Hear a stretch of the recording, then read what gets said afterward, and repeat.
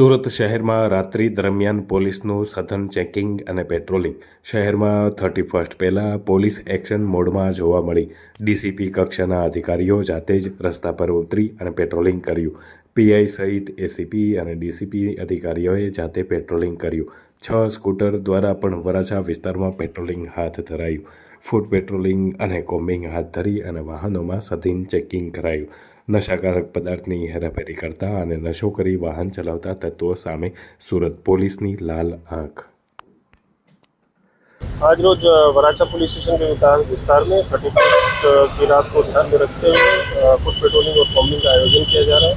इन सारे होटल्स, ढाबास और साथ जितने भी गाड़ी गल्ला है, पान शॉप से सबको चेक कर रहे हैं और ये मैसेज हम देना चाहते हैं कि अगर आपको 31 की रात को जेल नहीं बिताना है तो कोई भी गैर कानूनी या असामाजिक काम आप ना करें ताकि आपको हैरानी और परेशानी हो। इस फुट पेट्रोलिंग में सारी डी स्टाफ, वराछा की पूरी टीम, जोन 1 एलसीबी की टीम, सेल्फ बैलेंसिंग बाइक से और पीसीआर वैन के थ्रू ये चेकिंग की जा रही है। और समाज में जितने भी असामाजिक तत्व हैं उनको मैं ये कड़क सूचना देना चाहता हूँ कि अगर आप कुछ भी करोगे तो आपको रात जेल में बितानी पड़ेगी।